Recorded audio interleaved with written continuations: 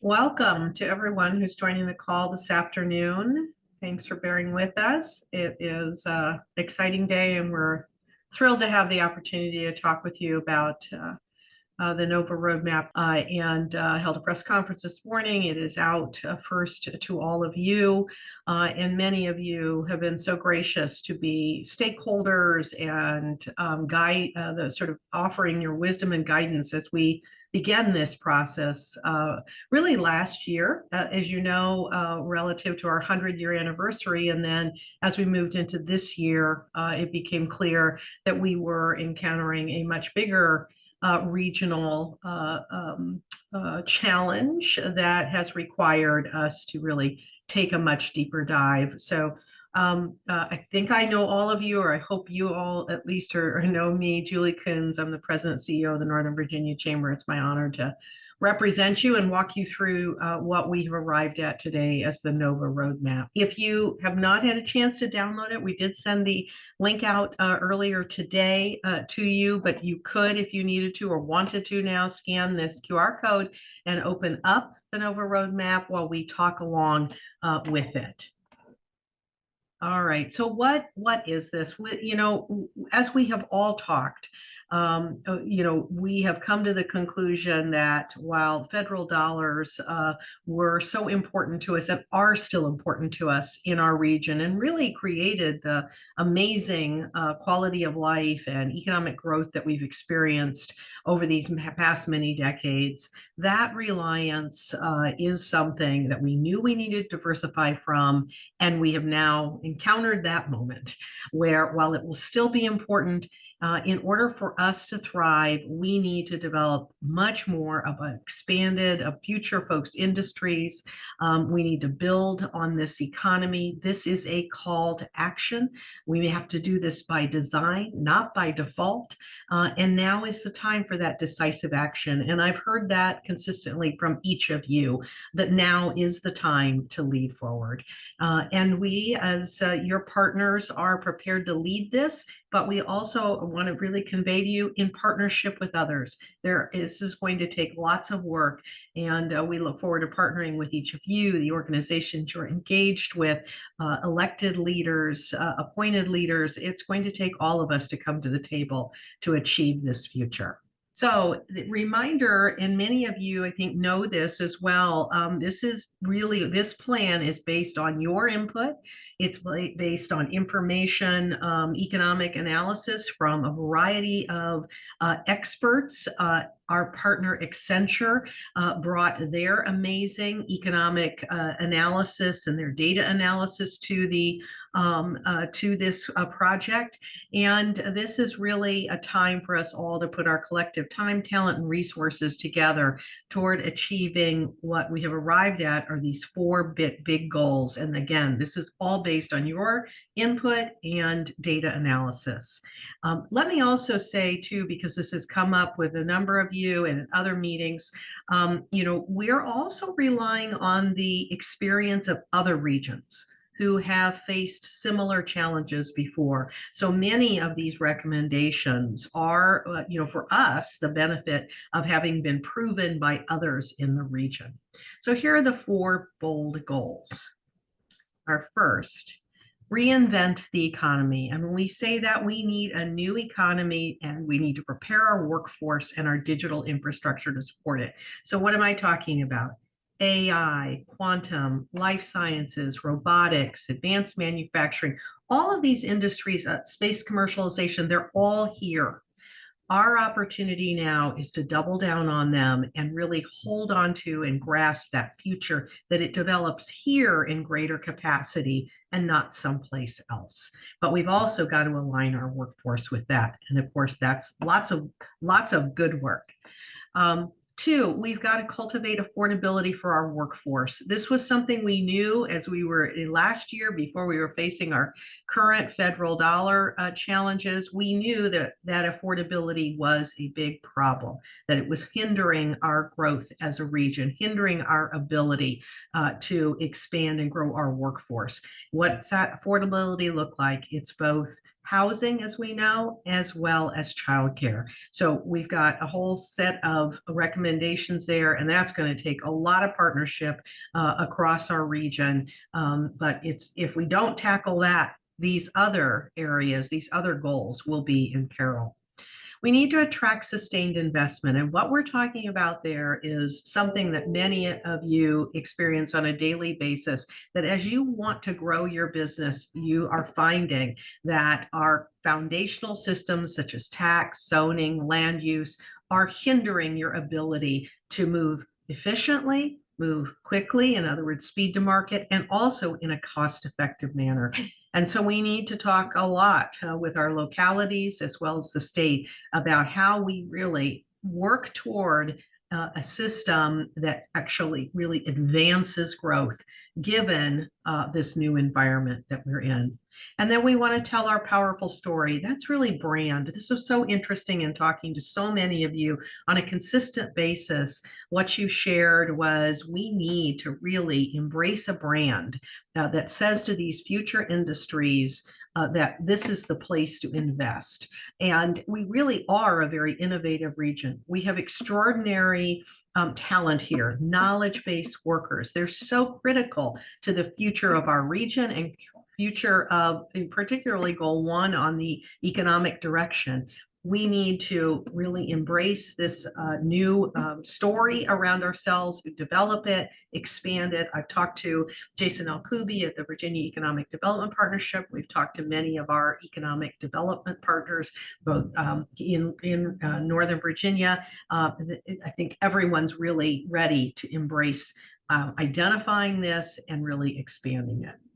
So to just go deeper on reinventing the economy, and I mentioned some of this is all about future-focused industries. Again, we have a strong footing in all of this, but there is much more that can and needs to be done to really establish these as the leading industries in our region. So there'll be a whole set of recommendations under each of these. This is just really a few here that cluster tech hubs around strategic locations.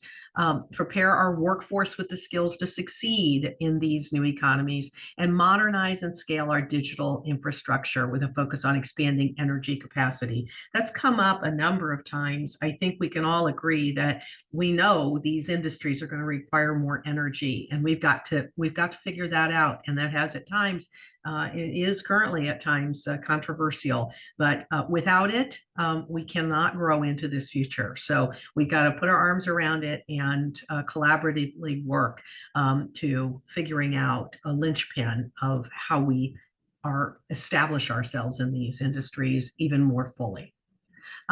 As I mentioned, affordability for our workforce. Affordability is a workforce issue. It's attracting and retaining our employees. In general, if we're not hiring, we're not growing. I think all of us know that. So we've got to address, housing, and we've got to address childcare. And we have some very specific things in the report. Attract sustained investment. And as I mentioned, we really have got to embrace this issue of taxation. I don't pretend to be a taxation or tax expert, but I certainly know when I talk to others that our current tax code is antiquated to the point of some pieces of it being from colonial times. I think we can all agree that the time is right to take a look at what is applicable in today's environment. Again, regulatory and permitting processes, as I've shared widely, and I mentioned again earlier today, if it takes 6 years to get through the comprehensive plan for a built-out campus that had a purpose and needed us to get through that, if it takes us 6 years, something is terribly wrong with our systems. And so we've got to find a way to really, get speed to market, or we will continue to not be able to grow. Procurement is, modernizing procurement and also looking at public-private partnership mechanisms. And some of these are also lessons from other regions.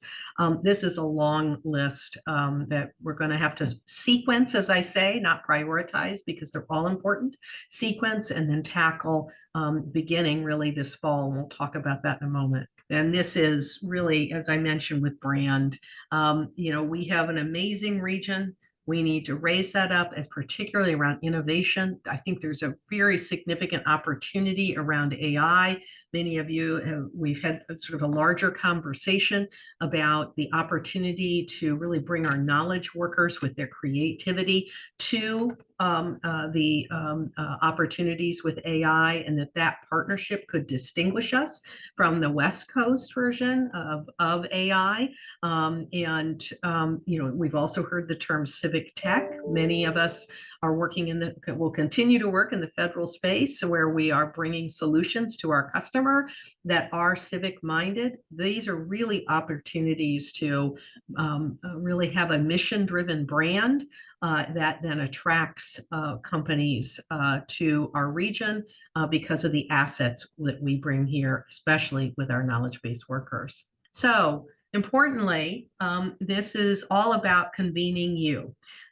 We are bringing together you as leaders in this community, partner organizations, elected and appointed leaders, to really wrestle with these recommendations and begin to strive forward. We are going to advocate for the policy priorities that are outlined in the report.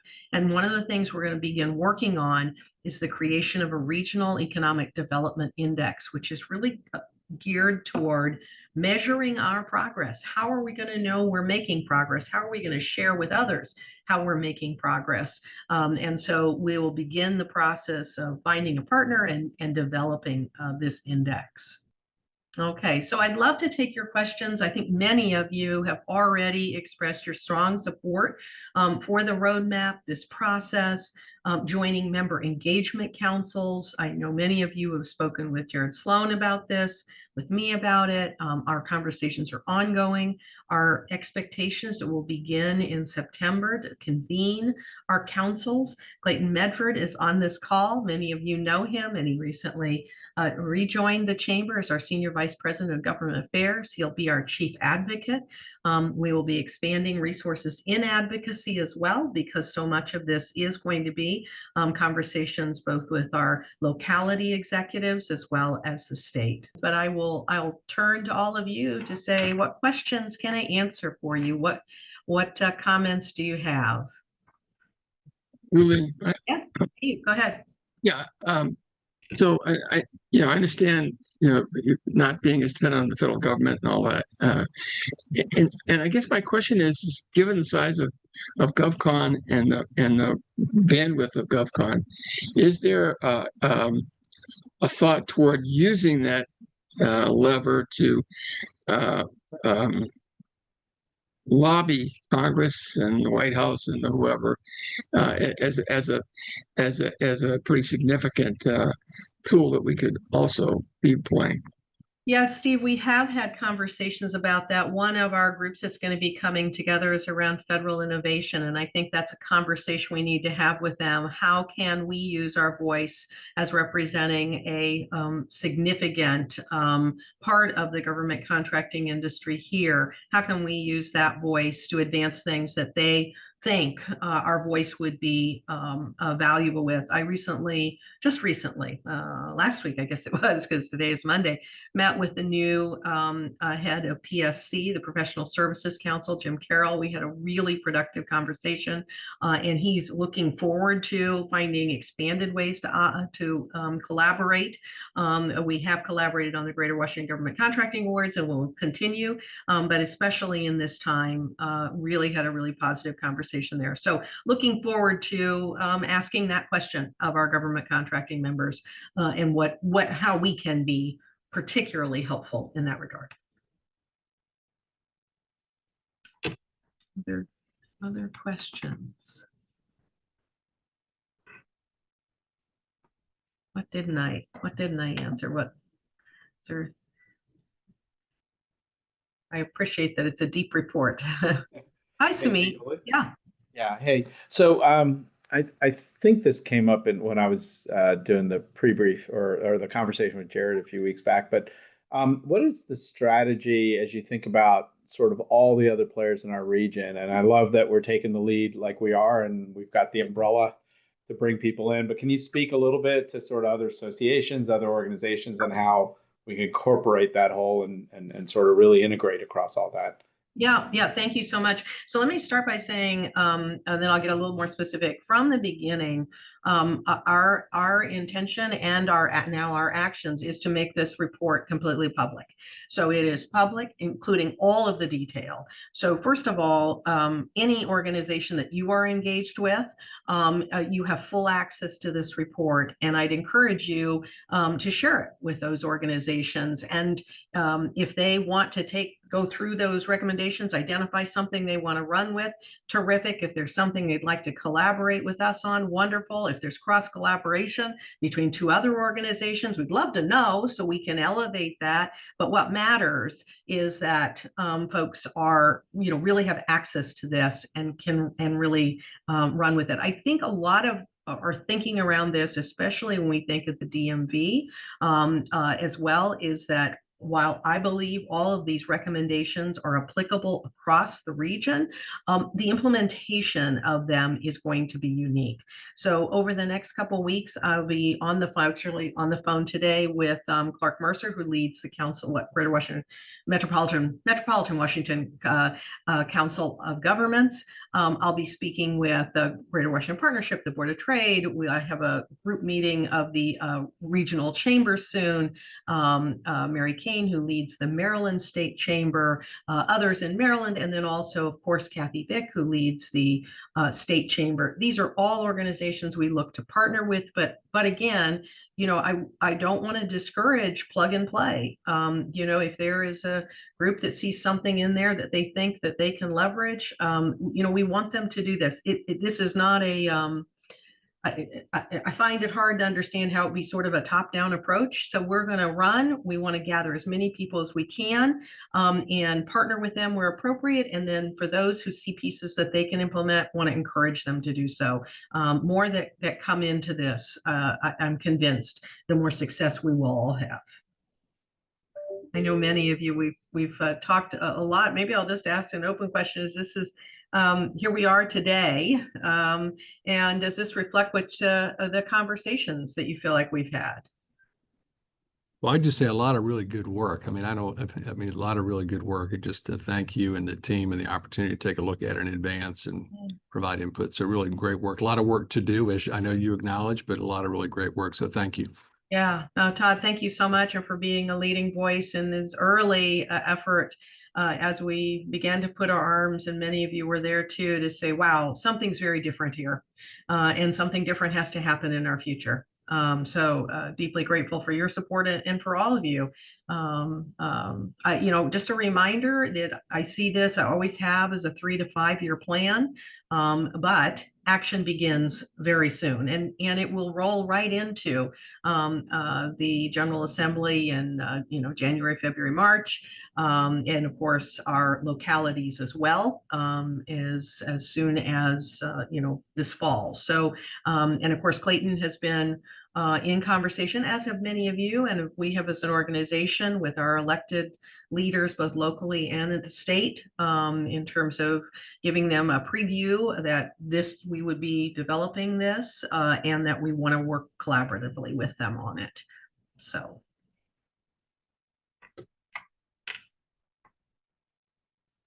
Julie, I'm going to ask another question. I assume you looked at, you guys look, I know we along the way looked at Detroit and other places for this kind of thing. Anything that when you were looking at those that kind of struck you as like, that's interesting, or wow, that took longer than I thought. Anything that is kind of like, yeah, it's a great question, Steve. We really benefited on the Accenture level from a lot of work that they had done in Ohio, and some in Michigan as well. One of the things that I noticed that I think we have an element of here, but is going to take some level of recommitment, and I think it's very much a version of coalition, but it's the it's a combination of both heavy public-private partnerships that shows up a fair amount, as well as that concept around ecosystem, which of course ecosystem is not driven by one organization or one person. And so I think there's going to be a lot of really interesting work around people around the table and longer term commitment around it. And some of it's there, but it's also going to be elevating it, right? And maybe elevating our voice as a business leader, a set of business leaders, right? Because some of the ecosystems are in the universities, right? But we may not be directing them as much. So I think those two things actually came through quite a bit. Yeah, I'll just say that for now. Yeah. Well, as you go through this report, as you begin the process of engaging in the member engagement councils, if you haven't, had that chance to talk to Jared about it, please let me know, let Jared know, because we want to make sure we get you, your teams plugged into this. It will be September. I don't have an exact date for you, but we need to get started. This forms the basis of all that we do going forward. This report has got the content we need. We also have a long history, as we all know, in public policy and legislative. None of that changes. This is additive to it. So it's going to take all of us in all of your relationships as well. As we get through the examples, that one I used about speed to market on the comprehensive plan, there's nothing speedy about it, but the length of time it took, those examples make a huge difference. So we look forward to partnering with all of you in your own respective expertise to help guide us as we move forward. But we will be your voice and your advocate in this. We're committed to making it happen. I'll say one last thing. I'm really actually quite optimistic. It won't be easy, but the level of support that all of you have expressed, and I would say the desire from the elected and appointed officials that I've talked to who really want to see something different happen, but they're looking for this partnership is really quite significant. So not that it's not going to have its moments, but I am optimistic that we're ready to really tackle this. So any last chance for questions or comments? You mentioned something about resources and maybe at a different time, but what it's going to take from an additional resources standpoint to actually put this into effect and make some of these changes. Have you kind of circled that up, or is that some work that still needs to be done? It is ongoing work, Todd. Many of the folks on this call have made significant commitments to, over the next 3 years in particular, to engaging with us, which builds the resources that it is going to take. And we're having those continued conversations with all of you. So if we haven't had one with you, we will. And I appreciate, Todd, you being upfront about that. This is something that's going to take some research. It's going to take, for example, perhaps model legislation. It's going to take additional team members. It's going to take on, especially in the brand area, maybe we need to support VEDP in some way. It is going to take resources to get done. So I thank all of you who've already had those conversations and made commitments. And for those of you who we just haven't had a chance to talk with, I know between myself and Jared, we look forward to having those. So thank you.